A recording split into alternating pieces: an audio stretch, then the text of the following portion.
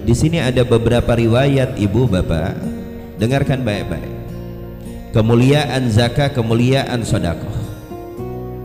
Apa kata Nabi? Hasinu amwalakum bizakah.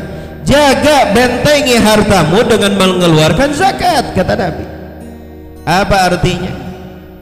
Kalau kau rakyat, kau tidak mau mengeluarkan zakat, camkan benteng tersebut lebur, maka harta tersebut akan porak-poranda entah bagaimana caranya.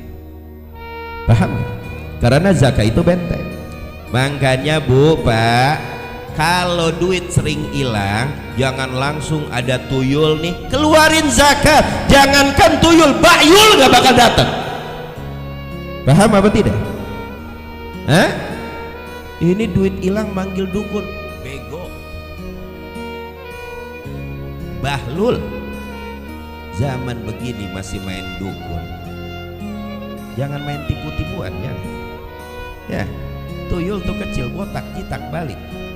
Benar gak?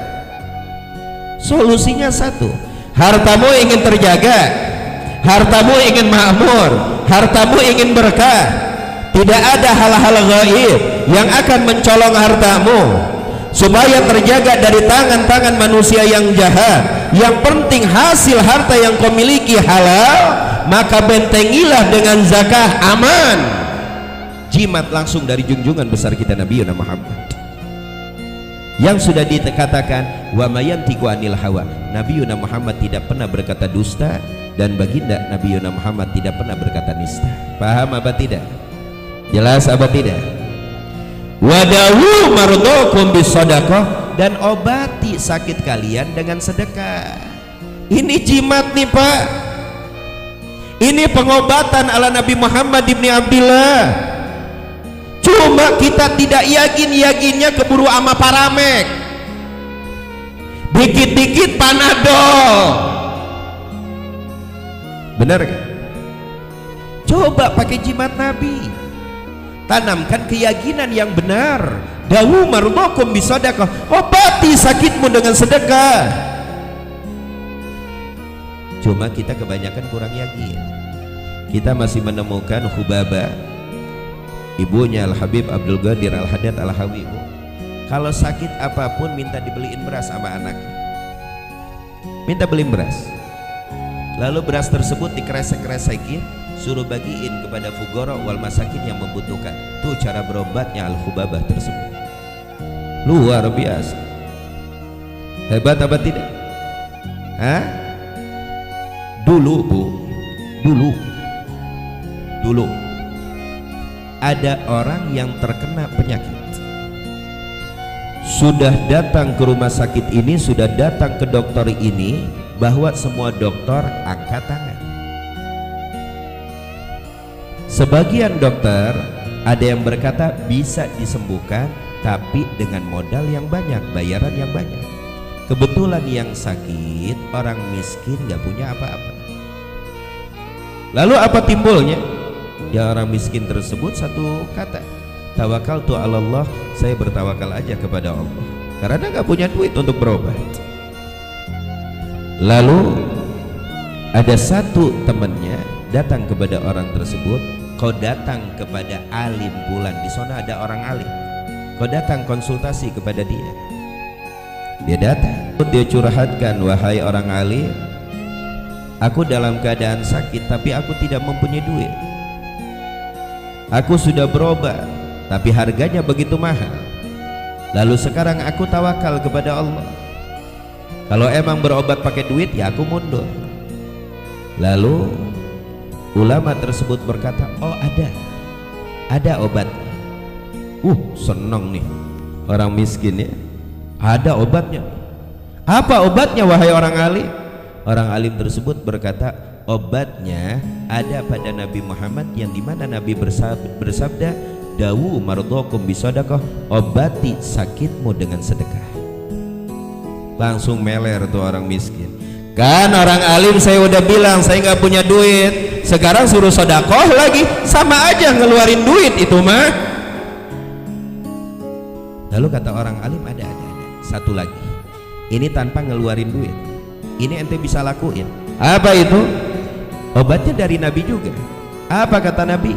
Wa tabassumuka fi wajhi akhika shadaqah.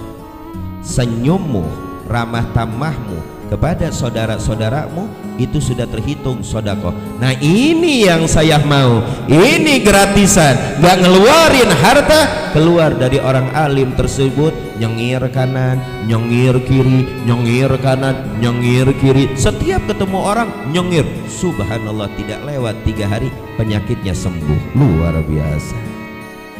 Tapi hadis ini jangan dijadiin dalil. Mentang-mentang senyum sodakoh, ya udah, gue nggak perlu lagi besok sodakoh, senyum aja sodakoh, sama aja lu orang pelit medit koret. Jangan dijadikan dalil ini, kadang dijadiin sampingan. Udah ini aja yang saya ambil lah, daripada yang lain-lainnya. Ya, jangan, awas, jangan dijadikan dalil ya. Akhirnya tuh gak keluarin sedekah semuanya. Akhirnya tuh orang miskin mati kelaparan semuanya ya. Fugoro siapa yang memerhatikan? Anak yatim siapa yang memerhatikan? Lalu di dalam riwayat dengarkan, madha'a malun fi barrin aw bahrin illa min adami zakat. Tidaklah hancur, rusak harta yang berada di bumi maupun di laut kecuali disebabkan mereka menahan zakat. Jelas di sini? Jelas apa tidak? Ingat, dengarkan bapak-bapak. Nabi bersabda nih akhir. Madha'a malun fi barrin wa bahrin illa min adami zakat. Tidaklah hancur harta di bumi maupun di laut kecuali kita umat Islam yang mempunyai harta menahan zakat, tidak mengeluarkan zakat. Itu sebab kehancurannya. Maka kita lihat sekarang, semakin kemari ekonomi semakin merosot, semakin kemari umat Islam semakin terbelakang, semakin kemari ekonomi dikuasai oleh mereka musuh-musuh Islam. Benar apa tidak? Semakin kemari semakin jatuh ekonomi umat Islam karena diri kitanya selalu menahan zakat dan pelit alias bergumpal hubud dunia sehingga takut untuk bersedekah. Sebab itulah ekonomi kita merosot, kehidupan kita merosot, ekonomi musuh-musuh Islam sudah mulai bangkit dan sudah mulai menduduki kepada kedudukan yang atas karena mereka musuh-musuh Islam selalu bersatu dan menyokong antara satu dengan yang lainnya untuk menghancurkan kita. Sedangkan kita umat Islam si kayaknya semakin koret, si kayaknya semakin belit, si kayaknya semakin maruk terhadap dunia sehingga mereka tidak menerimanya sehingga terjadi apa yang terjadi, fakta yang kita lihat sekarang. Ini kejadian, ini dampaknya. Inna lillahi wa inna ilaihi raji'un.